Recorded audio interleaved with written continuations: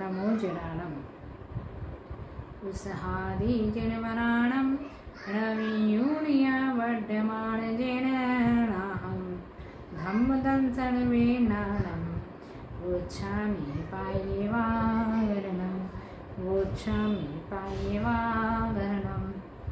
हम सभी लोग पिछले कुछ दिनों से प्राकृत व्याकरण सिद्धहैम शब्दानुशासन का अध्ययन कर रहे हैं।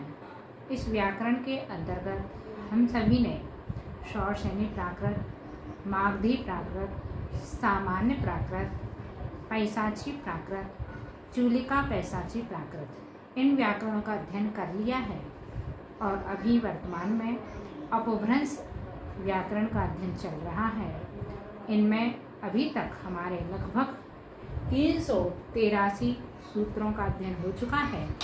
आज हम 384 नंबर का सूत्र का अध्ययन करने वाले हैं, जो आपके समक्ष बोर्ड पर लिखा हुआ है और उसी सूत्र को हम आज प्रारंभ करते हैं। तो सूत्र है बहुत्वे हु। यहाँ पर अभी वर्तमान काल के प्रत्यय चल रहे हैं। अपभ्रंश भाषा में वर्तमान काल के प्रथम पुरुष, मध्यम पुरुष आदि के धातु प्रत्यय जो हैं उनके सूत्र चल रहे हैं। ये बहुत्वे हु अर्थात ये सूत्र कह रहा है कि बहुवचन में हु होता है। कौन सा बहुवचन? तो वर्तमान काल का मध्यम पुरुष का बहुवचन का प्रत्यय इस सूत्र में कह रहे हैं वह हु होता है। मध्यम पुरुष बहुवचन हु होता है। और यदि हम सामान्य प्राकृत के अनुसार देखें तो जो पुराने सूत्र हम पढ़ चुके हैं उनके अनुसार मध्यम पुरुष बहुवचन में इत्था और हा ये प्रत्यय भी जुड़ता है।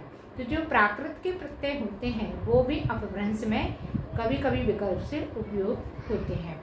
यहाँ पर जैसे उदाहरण दिया इच्छत, अकेला इच्छत उदाहरण नहीं है, पूरा एक श्लोक है जिसकी अपभ्रंश की गाथा है, उसमें से हमने इच्छत शब्द निकाला है जिसमें इस सूत्र का प्रयोग है। वह श्लोक क्या है पढ़ देते हैं हम यहाँ से। बले अव्यर्थने मधुमथनो लघुकी भूतः सोपी यदि इच्छत महत्वम दत्त मामज्ञति कमपि। ये संस्कृत छाया है, इसकी अपभ्रंश में बनाया है।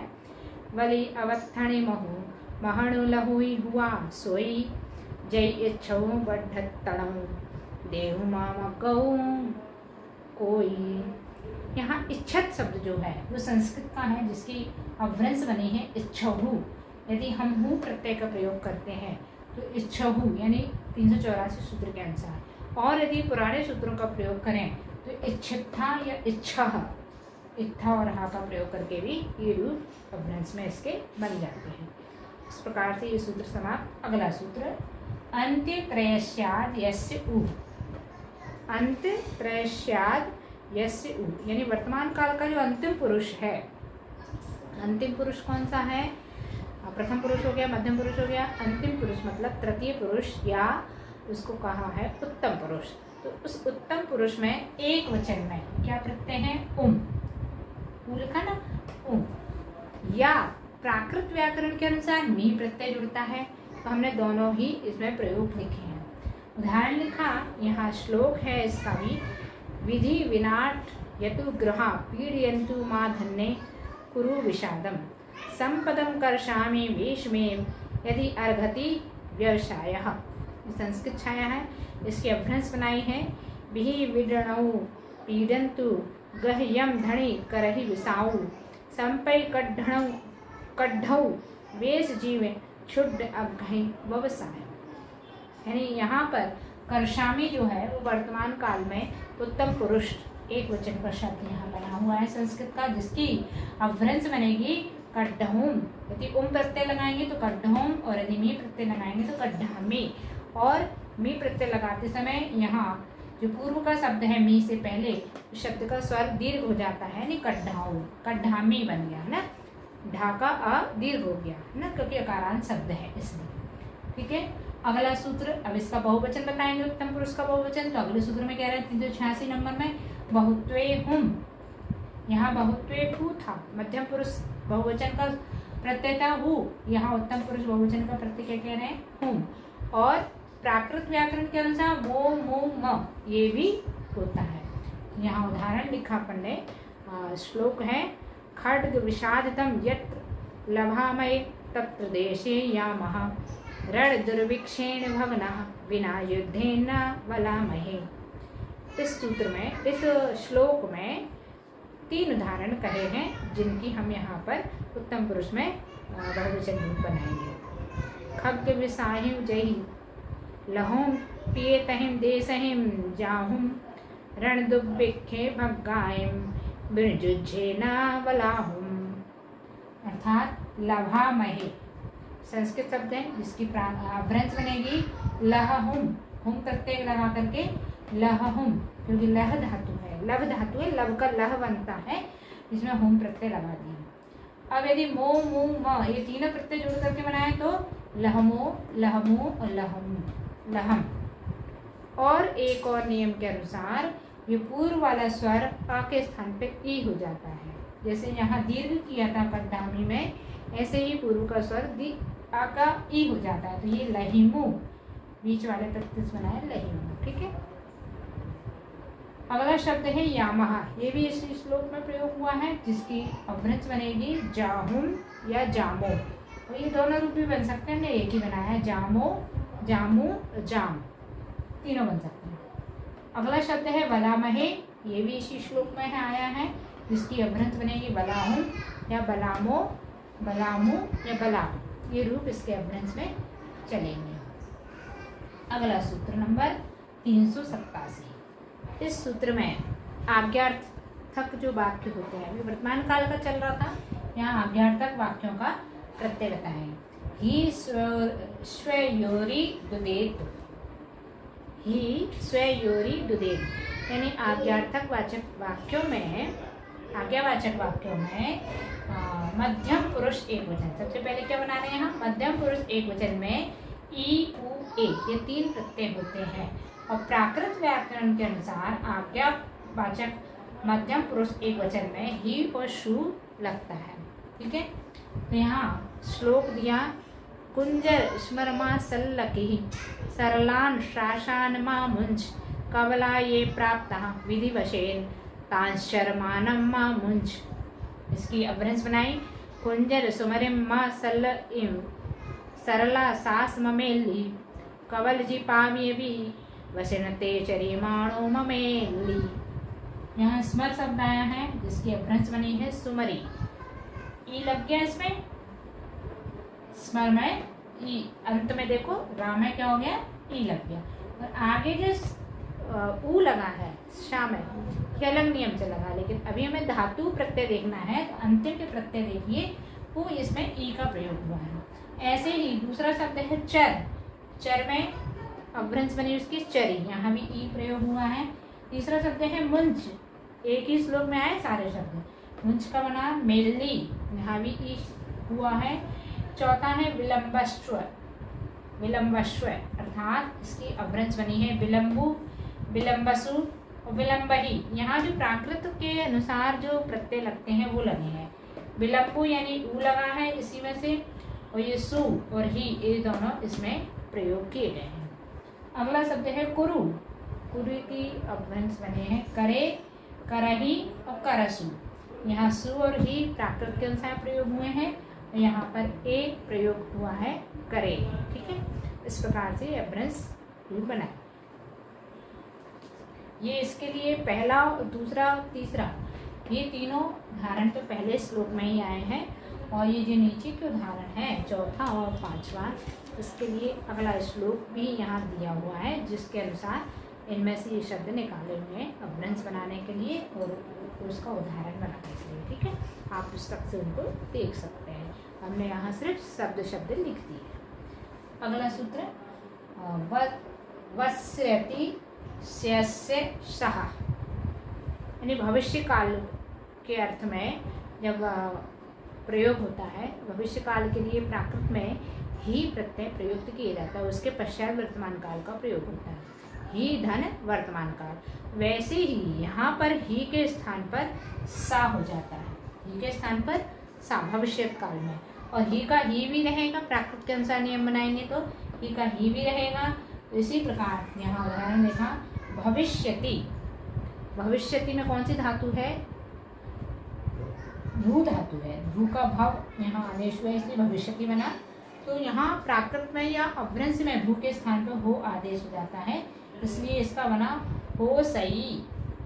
सा क्या आया? ये भविष्य काल प्रत्यय है। उसके बाद में ई क्या है? वर्तमान काल का प्रत्यय, क्योंकि भविष्य काल वाक्य बनाने के लिए भविष्य काल का प्रत्यय प्लस वर्तमान काल का प्रत्यय लगता है।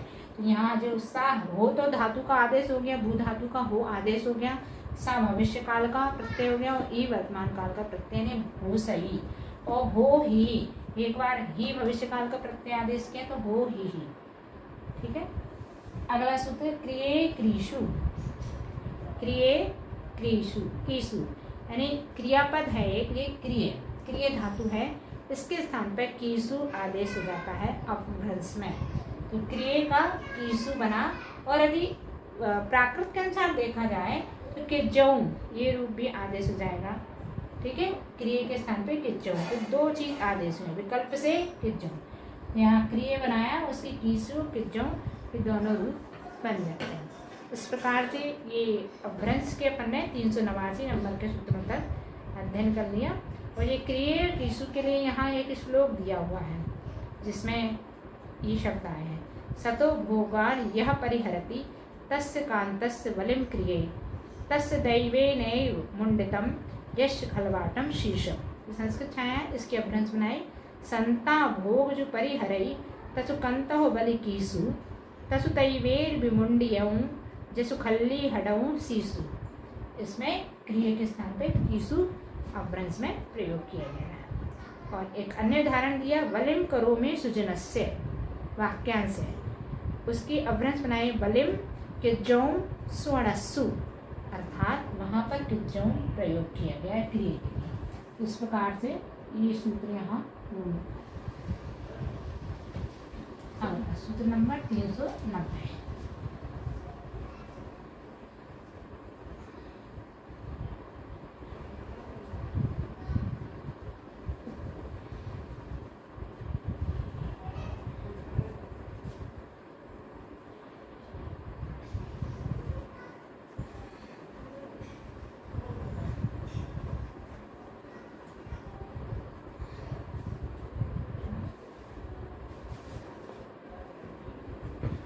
सूत्र नंबर 390, भुवा पर्याप्तौ विच्चः।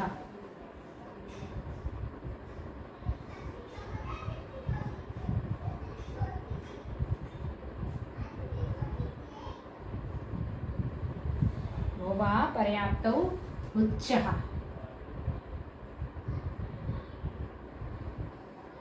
यानी पर्याप्त अर्थ में भू के स्थान पर उच्च आदेश हो जाता है। पर्याप्त अर्थ में भोग के स्थान पर उच्च आदेश हो जाता है। ठीक है। यहाँ लिख देंगे, भू कहाँ से आया? भू धातु का भू बनता है, भू का भोग, उसके स्थान पर उच्च आदेश अपभ्रंश में हो जाता है। जैसे उदाहरण दिया यहाँ पर, और ये भू का अर्थ क्या होता है? हो सकना या समर्थ हो सकना, पहुंच सकना, उस अर्थ में प्रयोग किया जाता है। तब भू का भाव का उच्च आदेश होता है।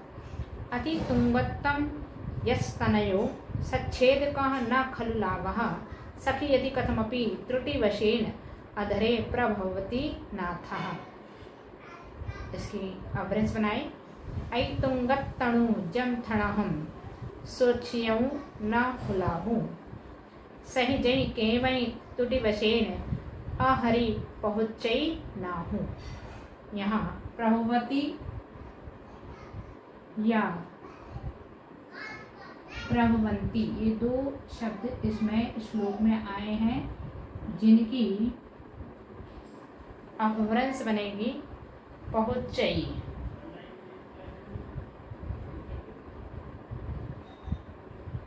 या पहुँचहिम।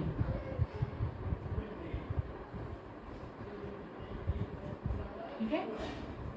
अगला सूत्र नंबर 351 नंबर सूत्र है, भ्रूगो भ्रूगो वा।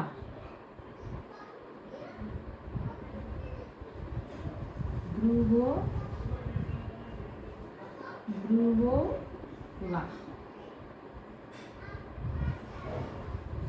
यानी भ्रू धातु का भ्रू आदेश हो जाता है, भ्रू का भ्रू आदेश हो जाता है। ठीक है, उदाहरण दिया, यत् उक्त्वा शकुनिः स्थितः पुनर्दुःशासन उक्त्वा तदा अहम जानामि एष हरि यदि ममाग्रतः उक्त्वा। ये संस्कृत छाया, इसके अपभ्रंश बनाएंगे। इत्तौ ब्रोपिणु सौणि ठौ पुणु दुशासनु ब्रोपी तो हम जागौ जाणौ एहो हरि जय महु अगई ब्रोपी। अर्थात उक्त्वा शब्द है, भ्रू धातु यानी भ्रू यानी बोलना, बोलने अर्थ में उक्त्वा शब्द प्रयोग किया जाता है संस्कृत में। तो उक्त्वा के स्थान पर इसमें अपभ्रंश बने हैं वो किण्यु,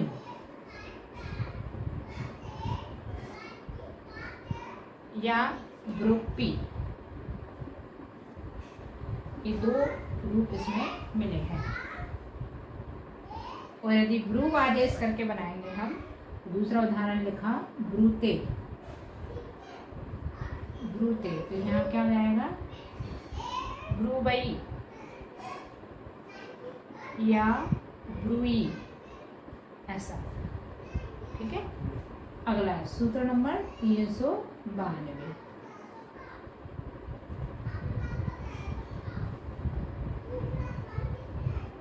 ब्रिजे ब्रिजेर भुइयां,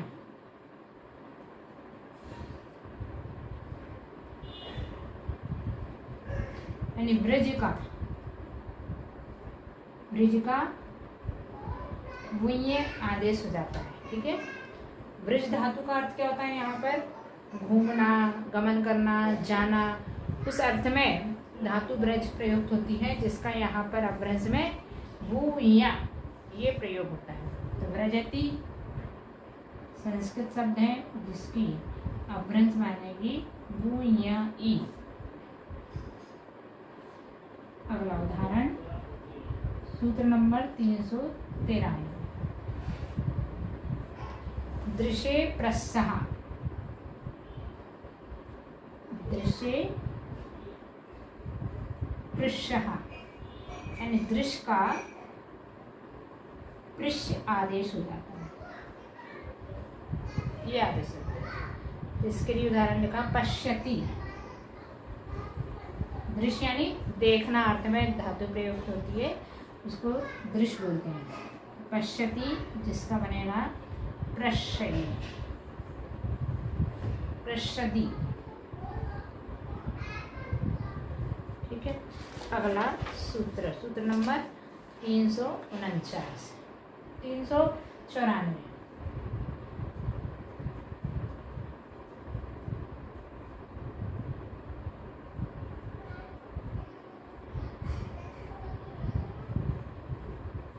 गृहेर्गृह्णः,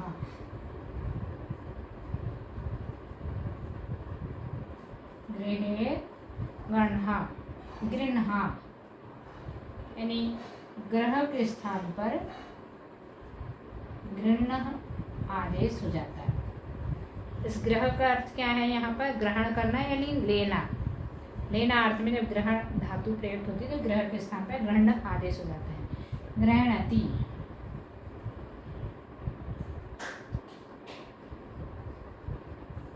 इसकी अपभ्रंश बनेगी गृह्णहि। ठीक है, इस प्रकार से ये सूत्र का उदाहरण अपन ने पूर्ण किया। अब अगला सूत्र,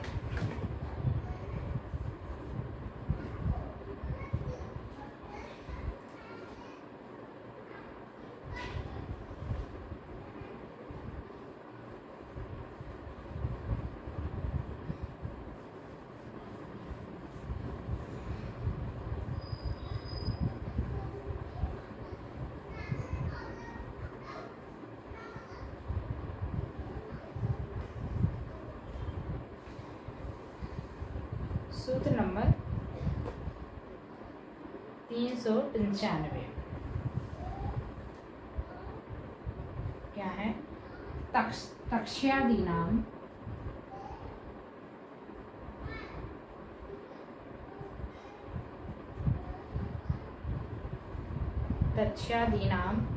छोल्लादयः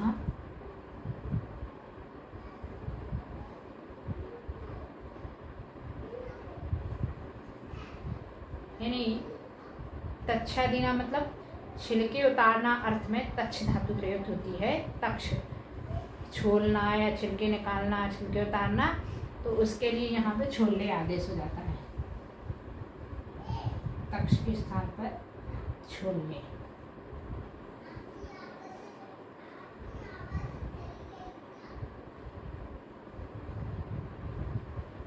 आदि नाम तक्षादीनाम मतलब तक्ष आदि।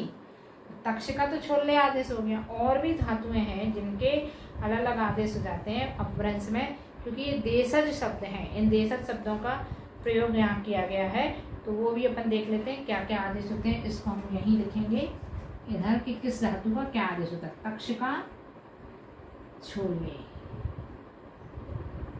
दूसरा तापय का अब्भट,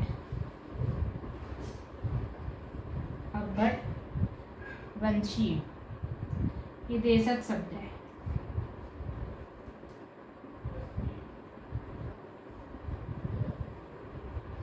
अगला शल्यायते,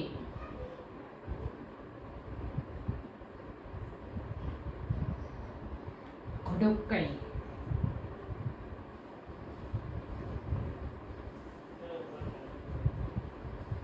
घुडुक्कई, ये भी देशज शब्द है। अगला गर्जती,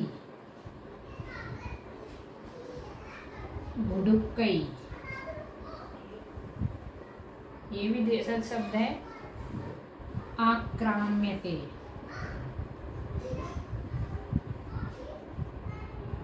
चंपितजयी,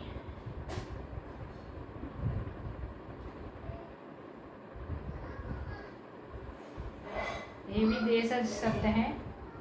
शब्दायते, सब प्रेरणार्थक रूप में है ये। घुट ठुई,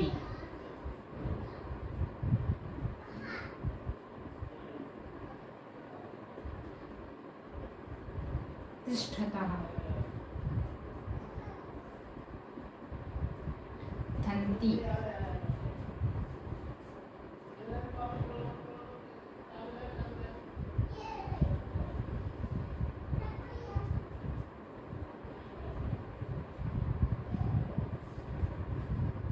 पैंत्रिकी,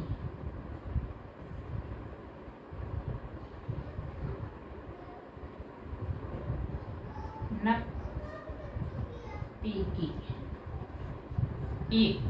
इतने ये देशज शब्द हैं जिनका प्रयोग अपभ्रंश व्याकरण में मिलता है। अर्थात इसीलिए कहा कि अपभ्रंश में अनेकानेक यानी बहुत सारे देशज शब्दों का प्रयोग किया जाता है जिनकी व्याकरण से कोई सिद्धि नहीं होती।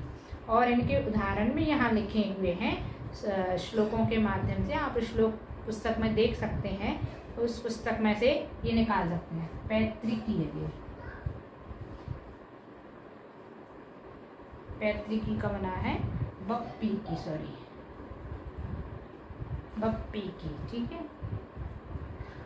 इन सबके एक एक उदाहरण यहाँ दिए हुए हैं श्लोक, अर्थात सात श्लोक दिए हुए हैं। उन सातों श्लोकों में इनके उदाहरण हैं, आप देख सकते हैं। उनमें से एक एक शब्द यहाँ हमने निकाला है जिसको अपभ्रंश में लिखा हुआ, यानी ये देशज शब्दों का प्रयोग भी अपभ्रंश में होता है, ऐसा इस सूत्र के अनुसार जानना चाहिए। अगला सूत्र नंबर 396,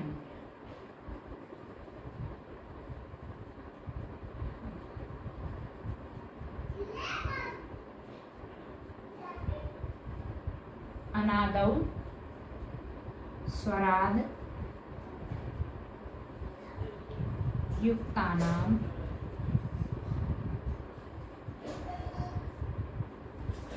क ख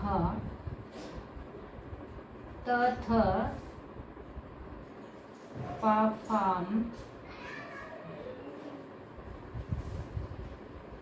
ग घ द ध व भा।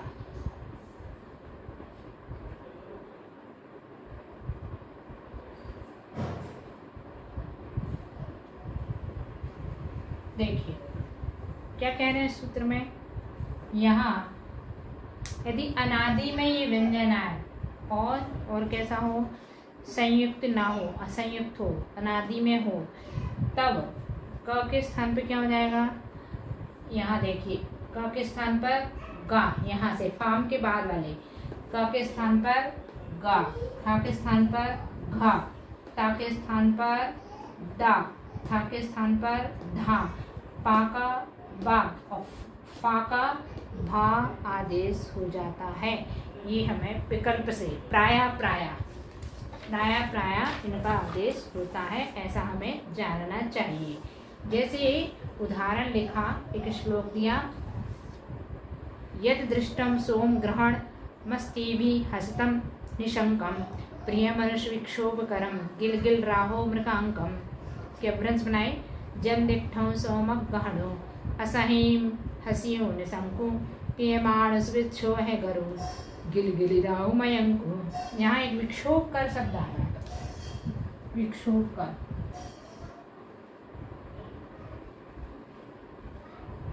जिसकी अभ्रंश बनाई है विक्षोहे गरु, विक्षोहे गरु। देखिए विक्षोभ का तो बना विक्षोह, ये तो प्राकृत के नियमानुसार बन गया, परंतु ये का के स्थान पे क्या हो गया, गा। इस सूत्र के अनुसार, सूत्र नंबर 396 नंबर के अनुसार का क्या हो जाता है, गा। तो यहाँ पर कर का बन गया गरु। उकारांत होता है प्रथमा सी विभक्ति में, इसकी ऊ लगा है, का यहाँ गा कर दिया इस सूत्र से। ठीक है, अगला दूसरा सूत्र का श्लोक दिया उदाहरण, अम्ब स्वस्थावस्थै सुखेन चिंत्यते मानः प्रिय दृष्टे व्याकुलत्वेन कश्चेतयति आत्मानं। संस्कृत छाया, उसकी अभ्रंश बनाए, अम्मीये सत्तावत्तेहिं सुखिं चिंत्यजयि माणु प्रिय दिट्ठे हल्लोल हलेड़ कोचेयि अपाणु। यानी इसमें सुखेन शब्द आया है, पहला उदाहरण। दूसरा सुखेन, जिसकी अभ्रंश क्या बनाई यहाँ पर, सुभिम। खा के स्थान पे क्या हो गया, घा, खा का घा। अब ये स्वर कैसे परिवर्तित है उनके लिए अलग सूत्र लगेंगे, लेकिन यहाँ व्यंजन देखिए, खा का क्या होता है, घा। इस उदाहरण में भी खा का घा हो गया है। ठीक है, अगला तीसरा उदाहरण है, बहुत सारे उदाहरण है इसमें, 5-6 उदाहरण दिए हुए हैं अलग अलग शब्दों के लिए, तो आप देख लीजिएगा। अभी एक उदाहरण और अपन पढ़ लेते हैं। शपथम कृत्वा कथितम मया तस्य परम सफलम जन्म यश न त्यागः नाच आगभटी नाच प्रमष्टः धर्मः। इसके अभ्रंश बनाए, सबदु करे पिणु कदिदु मयम तसुपर संभलौ जम्मू जासूनम चाऊना चारहडीना पम्महठौ धम्मू। अर्थात शपथम, इस श्लोक में दो उदाहरण है। शपथम, इसकी क्या बनी, सवधु। यहाँ देखिए पा के स्थान पे क्या हो गया, बा। पा का क्या होना चाहिए आदेश, बा। ठीक है, और था का क्या हो गया, धा। था का धा। तो ये दोनों व्यंजनों का अपन ने यहाँ पर अभ्रंश का प्रयोग देखा। अगला एक चौथा उदाहरण और इसी श्लोक में आया है, कथितम सफलम, सफलम, जिसकी अभ्रंश बनी है सबलौ, सबलौ। ठीक है, यहाँ फा का क्या हो गया, भा। फा का भा, पा का वा हुआ, फा का भा। इस तरह से एक उदाहरण और इसी श्लोक में आया है, कथितम,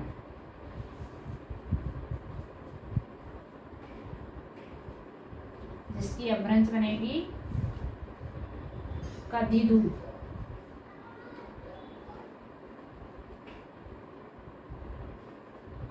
यहाँ भी था का क्या हुआ है, धा। था का धा, जो कि इस शब्द में भी हो गया था। तो इस तरह से ये हमने कुछ व्यंजनों के उदाहरण यहाँ देखे, और भी आपकी पुस्तक में श्लोक दिए हुए उनमें उदाहरण आप देख सकते हैं। अगला सूत्र 397।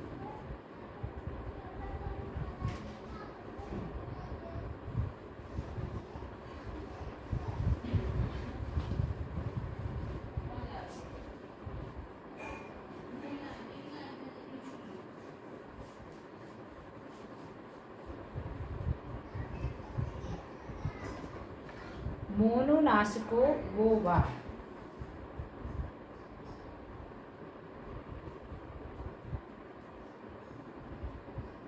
मोनुनासिको वो वा।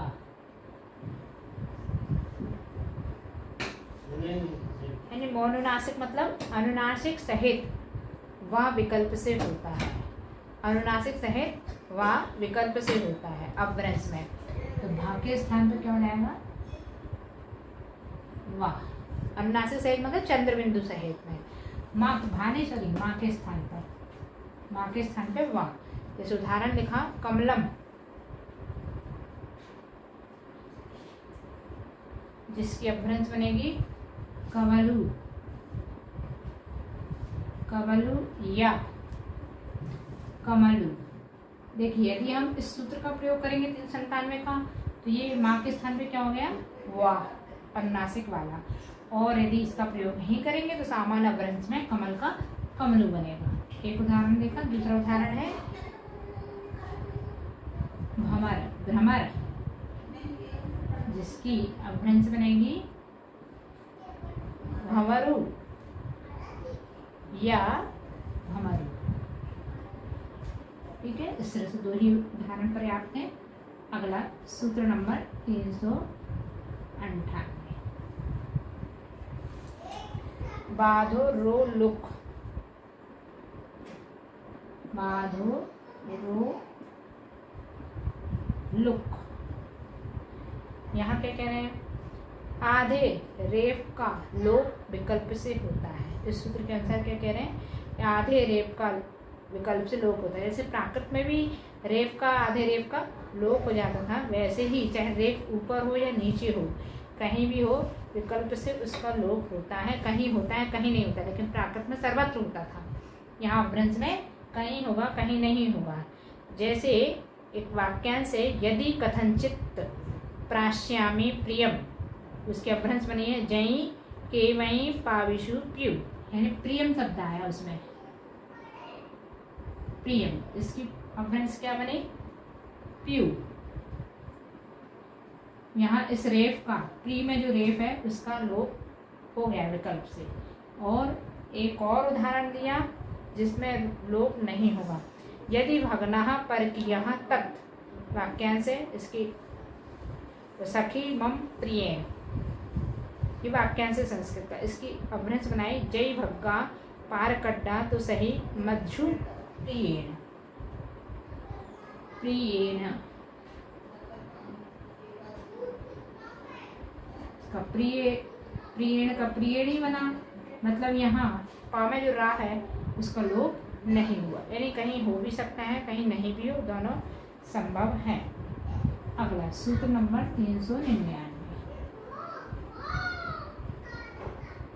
अभूतोपि क्वचित, अभूतोपि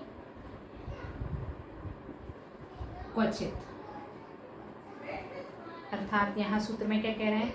कभी कभी रकार की आगम प्राप्ति भी होती है, यानी कहीं कहीं पर रा का, रेफ का आगम हो जाता है। जैसे उन्होंने उदाहरण दिया, श्लोक है व्यासः महर्षि एतद् भणति यदि श्रुति शास्त्रम प्रमाणम मातृणाम चरणौ नमताम दिवसे दिवसे गंगा स्नानम। इसकी अपभ्रंश बनाए ब्रासु महर्षि एवं भणे जय सुई सत्तुपमाणु मायम चलन नवरंताहम दिवि दिवि गंगा नहाणु। जैसे व्यास शब्द है, इसकी अपभ्रंश बनाई है ब्रासु। यहाँ रेफ का आगम हो गया इस सूत्र से, 399 नंबर के सूत्र से रेफ का आगम हो गया व्यास। अगला सूत्र नंबर 400।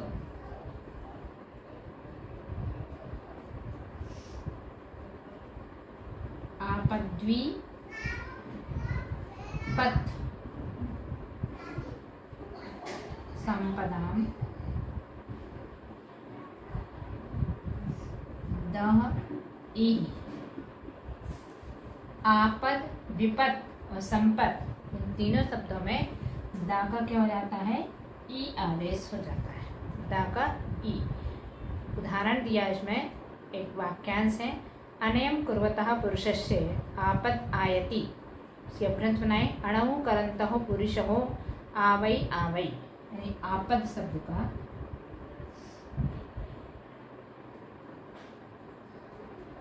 आवै पाका वा हो जाता है प्राकृत व्याकरण के अनुसार, और दा के स्थान पे क्या कर दिया है? यहाँ पे ई आदेश कर दिया। इसी तरह से और भी उदाहरण है जिसमें विपद और संपद प्रयुक्त हुआ है। वो कभी कभी दा का ई नहीं भी होता, यहाँ विपद का क्या बनेगा? और संपद।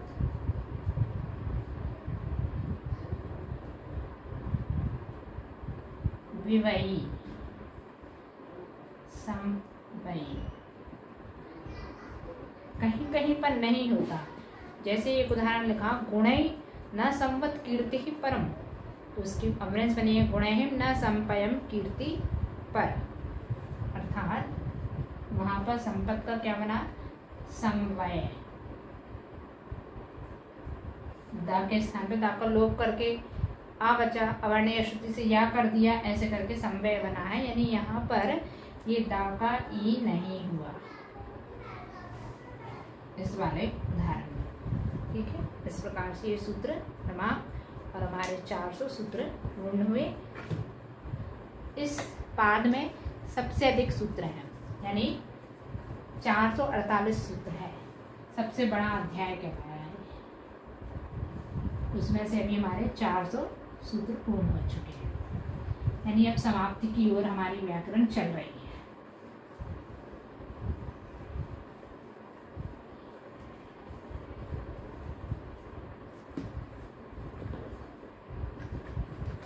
सूत्र नंबर 401, कथम यथा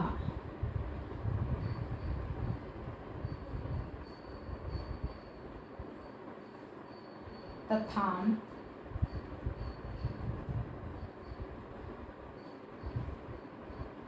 धादेरे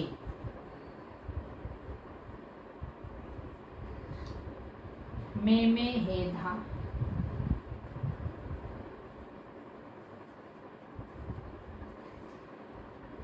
डितः।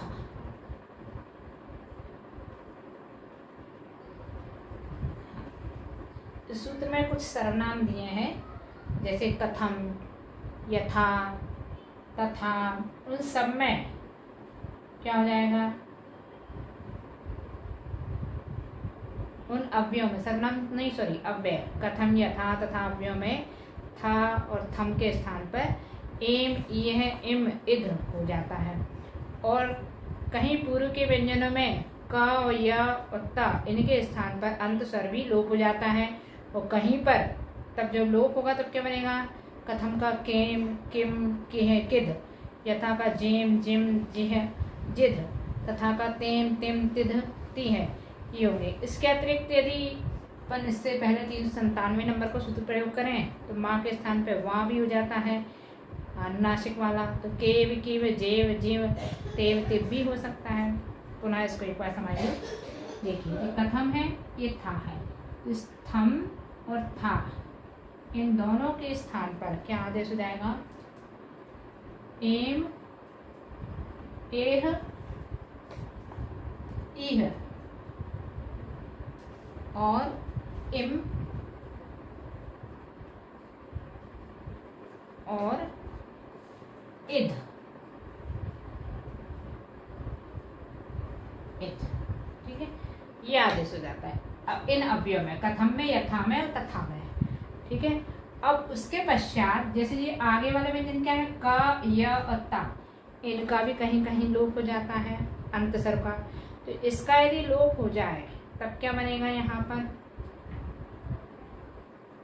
स्वर का कह रहे हैं व्यंजन नहीं कह रहे, का या ता का लोप नहीं कर रहे, उसके स्वर का लोप कर रहे हैं। तो स्वर का यदि लेप हो जाए तो कथम का क्या बनेगा, देखिए कथम का बनेगा केम, का जो स्वर है आ, उसका लोप कर दिया और एम जोड़ दिया तो केम बना। का स्वर का लोप किया और ये ई है जोड़ दिया तो की है। ऐसे ही किम और किद, ये बने। यथा का क्या बनेगा, या का जो स्वर है या में आ, उस आ का लोप कर दिया, एम जोड़ दिया और या का क्या हो जाता है जा, तो जेम, जी हाँ, जिम, जिद। तथा का तेम, तिह, तिम और तिथ, इतना, तिथ और तिथ, ठीक है, इस प्रकार से। और यदि हम 397 नंबर का सूत्र का प्रयोग करें तो उसके अनुसार 4/397 नंबर के सूत्र के अनुसार माँ के स्थान पर वाह नासिक का आदेश हो जाता है। तो क्या बन जाएगा, यहाँ पर जो केम है इसका बनेगा केव, है ना, और ये किम है इसके स्थान पर केव, ये दोनों माँ वाले। इस तरह से जेम का जेव, जीव ऐसा बन सकता है, जेव, जीव और तेव, तेव, ये तथा बने इसका।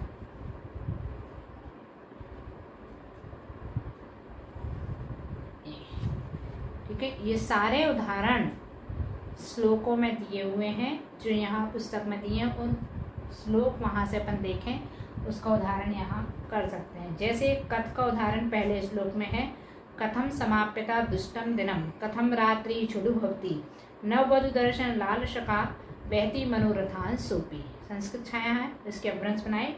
केम समप्पो दुष्ट दिनु, किद रैणी छुड होई, नव बहु दंसन लाल सबु, वाही मणो रह सोई। अर्थात कथ के स्थान पर, कथम के स्थान पर क्या बन गए यहाँ पर केम और किद, ये दो प्रयोग यहाँ इस श्लोक में मिले हैं। और आगे के श्लोकों में सारे प्रयोग दिए हुए हैं। यहाँ लगभग 7 श्लोक धारण में है, सातों में सभी अव्ययों का प्रयोग बताया गया। आप देख लीजिएगा, यहाँ पर अपने शब्दों को लिख दिया है, अपभ्रंश भी और संस्कृत छाया भी, और वही सब उन श्लोकों में ढूंढ करके आप निकाल लीजिएगा। अगला सूत्र नंबर 402।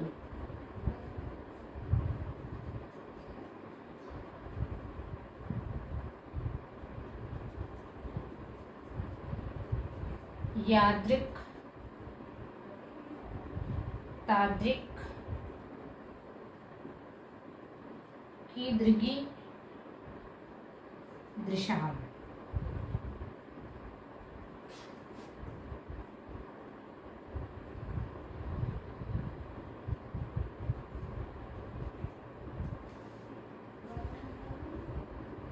दादेर जेहा, यानी यादृक, तादृक, कीदृक और ईदृश, इन अव्ययों में क्या हो जाता है, ऐस आदेश हो जाता है। दृक के स्थान पे एहु आदेश हो जाता है, दृक, एहु। और जो पूर्व का स्वर है, पूर्व वाले शब्द का, जैसे या है, ता है, की है, तो उन स्वरों में दीर्घ आ या दीर्घ ई का लोप हो जाता है। जैसे यादृक शब्द है, इसकी अपभ्रंश क्या बनेगी, या का दीर्घ आ है उसका लोप कर दिया, या का जा हो जाता है, दीर्घ आ का लोप कर दिया और ये एहू जोड़ दिया तो जेहू। दृक के स्थान पर एहू आदेश होना है तो एहू इस जा में जुड़ जाएगा, तो क्या बना, याद रखा, जेहू। ये श्लोक नंबर पहले में ही इसमें उदाहरण में आए हैं। मया भणितः बलिराज त्वं कीदृग मार्गणः एषः, यादृक् तादृक् नापि भवति, मूर्ख स्वयं नारायणः ईदृक्। इसके अपभ्रंश बनाए हैं, मयीं भणियौ बलिराय तुह केहूँ मग्गण एहू, जेहू तेहू नबी होई, बड सई नारायण एहू। इसमें सारे अव्यय एक साथ आ गए हैं। तादृक, इसका बनेगा तेहु। और उसके पश्चात कीदृक, इसका बनेगा की का भी जो ई है स्वर वो लोप हो जाएगा, ए हऊ। और ईदृक, 1 2 3 4, ईदृक का बनेगा एहू। इस तरह से ये सूत्र होंगे।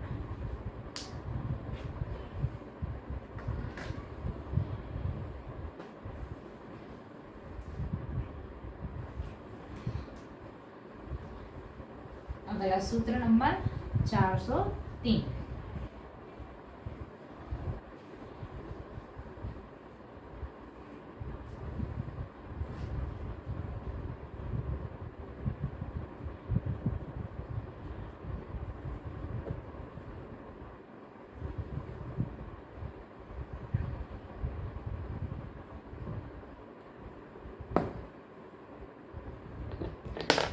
चार सौ 3 नंबर के सूत्र में कहा है अताम डईसहा।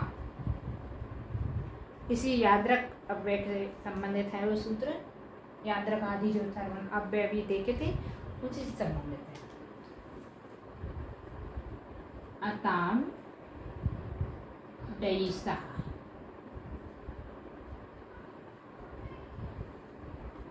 इस सूत्र में कह रहे हैं कि जो याद्रक आदि सर्वनाम शब्द थे, याद्रक, तादृश, कीदृश, ईदृश, इन सभी शब्दों में दृश के स्थान पर ऐस आदेश हो जाता है।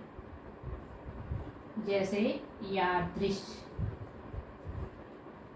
तादृश, कीदृश,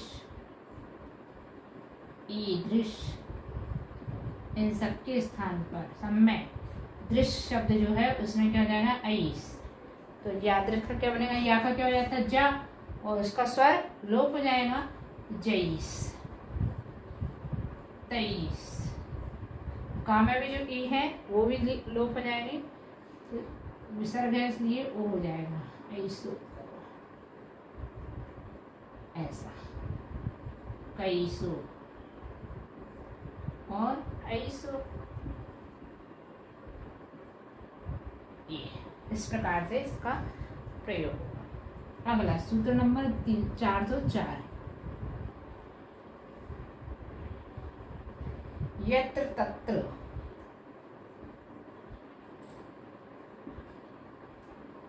योस्तत्र, यत्र तत्र योस् त्रयस्य,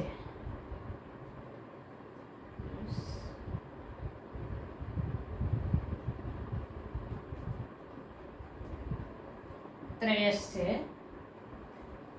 डिडे डिडे त्वत्तु,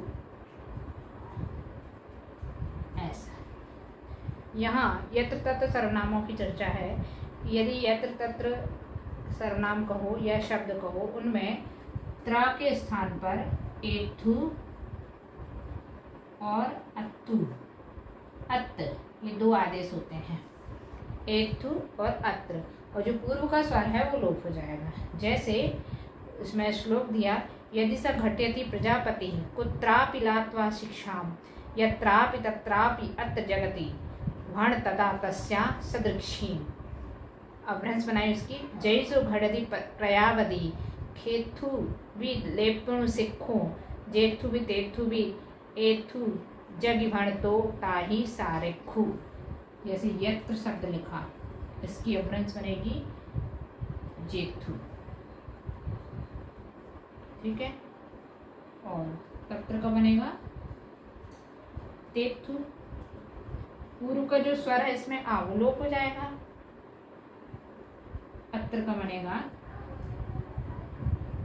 एथु।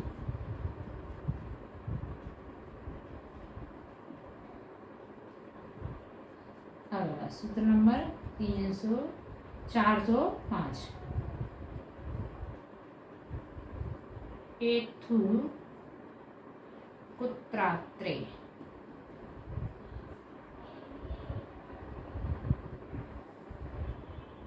कुत्र और अत्र में दो सर्वनाम लिए।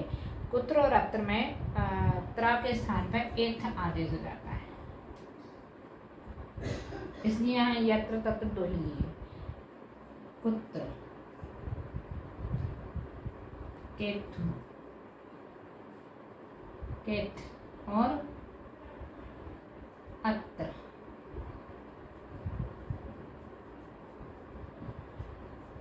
एथ।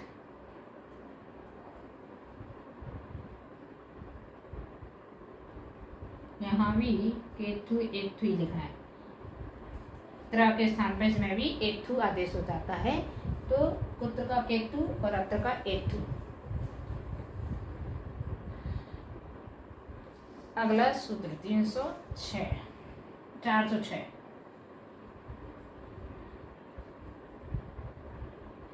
यावत्ता वतो तोर्वा देर मौमहि।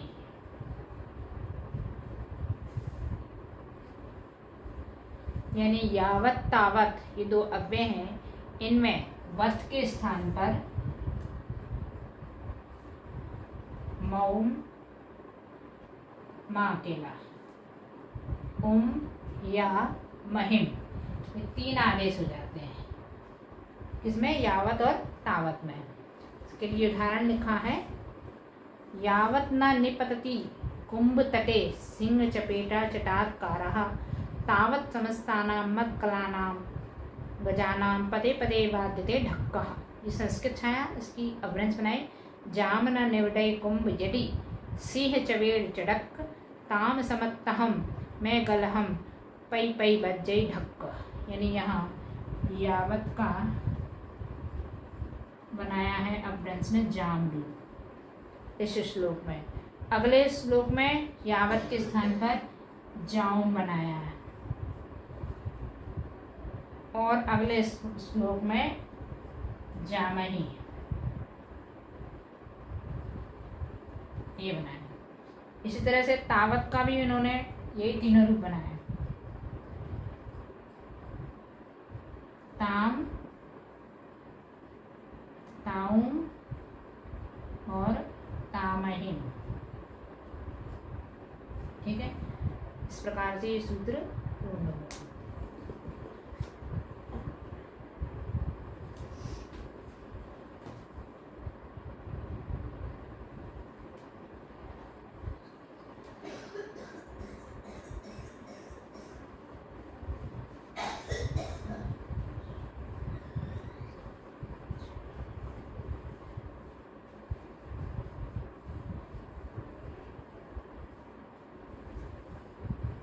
अगला सूत्र नंबर 407।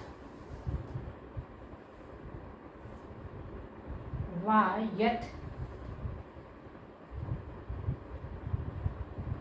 तदोतो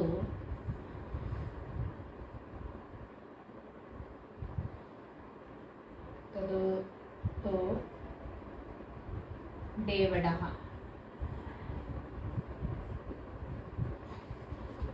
यानी यत और तत् ये दो सर्वनाम हैं। यहाँ पर भी यत तत् ने यावत और तावत जो पूर्व के अव्यय थे, उन्हीं अव्ययों में वत के स्थान पर एवट आदेश हो जाता है। वत का एवट ये आदेश हो जाता है। यानी यावत इसका बनेगा जेवट पहला, तो दूसरा तावत इसका बनेगा तेवट। अगला सूत्र नंबर 408। वेदम की किमोर यादे।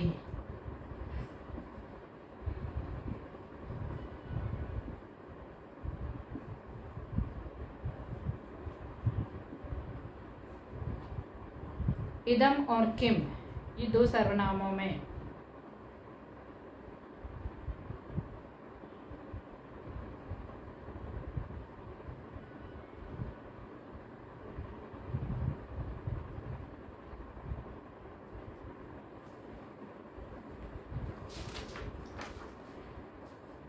इदम और किम सर्वनामों में ये परिणामवाचक सर्वनाम कहलाते हैं। इदम और किम, उनमें परिणामवाचक प्रत्यय जब लगाया जाए तब अह लगा करके परिणामवाचक बनेंगे। उन सर्वनामों को जो परिणामवाचक बनाया जाएगा उसमें अह प्रत्यय लगा करके बनाया जाएगा। जैसे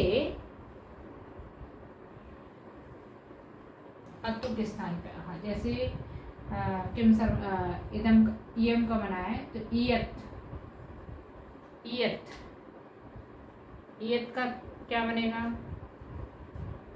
इयत या क्रियत। ये परिणामवाचक बनने शब्द बना लिए इदम और किम सर्वनाम के। तो इसका बनेगा, इयत का बनेगा एवडु, एवडु, और इसका बनेगा केवडु। यानी परिणामवाचक में इसको इयत के स्थान पे एवड आदेश करना है। एवड, एवडु, ये आदेश करना है। ठीक है, इसीलिए इयत का बना एवडु, और क्रियत में भी इयत लगा हुआ है तो केवडु। अगला सूत्र नंबर 409, परस्परया, परस्परस्य दी रहा। यानी परस्पर में, परस्पर शब्द का जो है पा का आ हो जाता है, पा का आ अभ्रंश में। ते मोगलः हरितः ये परिविष्टः तेषां परस्परं युद्धमानानां स्वामी पीडितः एषाम्। इसके अभ्रंश बनाए, ते मुगड़ा हराविया जे परिविट्ठा ताहम अवरो परुजो अंताहम साम्यो गज्यो जाहम। यानी परस्पर शब्द का अभ्रंश बनाई अवरोप परु, अवरोप परु, पाकिस्तान पे आ हो गया। अगला सूत्र नंबर 410, कादी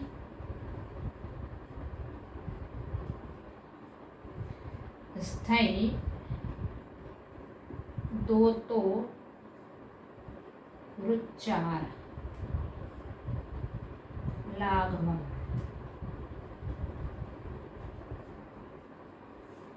अर्थात क्या कह रहे हैं यहाँ पर, का आदि जो व्यंजन है क ख ग घ, इन व्यंजनों में स्थित ए और ओ को ह्रस्व ए और ओ हो जाता है। यदि यहाँ पर ए स्वर आए इसका ह्रस्व ए ऐसा हो जाएगा, ओ स्वर आए तो इसका ह्रस्व ओ ऐसा हो जाएगा। यानी अनुनासिक सहित यदि कोई स्वर होगा तो उसको ह्रस्व कहा जाएगा। ठीक है ना, का आदि जो भी व्यंजन हो उसमें यदि ए स्वर लगा हुआ है तो उसका ह्रस्व ऐसे बनाएंगे, ओ का ऐसे बनाएंगे। जैसे उदाहरण दिया इन्होंने, सुखेन, सुखेन चिंतेते मानः, ये संस्कृत में वाक्यांश है, उसकी अभ्रंश बनाए सुघ चिंतजयी माणो। सुखेन, खा के स्थान पे घा होता है और इसमें ए लगा हुआ है तो ए का क्या हो जाएगा? ए।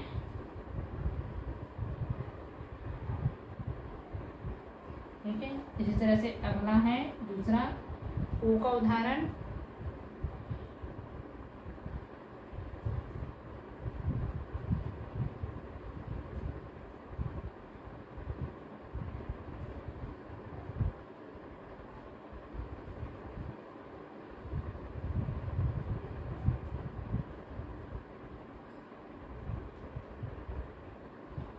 गुरुजनाय,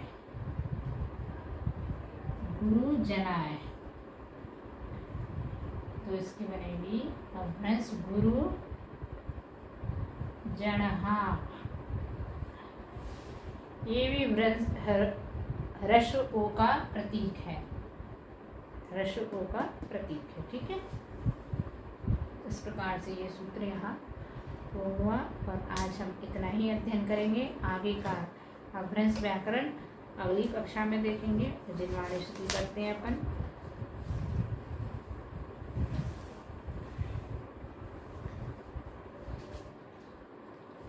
सिरिजेणे वाणी जग कल्याणी, जग जने मदिता में मोहे हरि, जन्मणे हारी गण हरे हारी, जम्मे जरा भवे रोगे हरि तिथि राणम दिव्य थोड़िम जो पढ़ई सुनई मये धारे प्राण में सुख मणंतम धरिये सासद मुख पदम पावई सासद मुख पदम पावई नमो जिनाणम।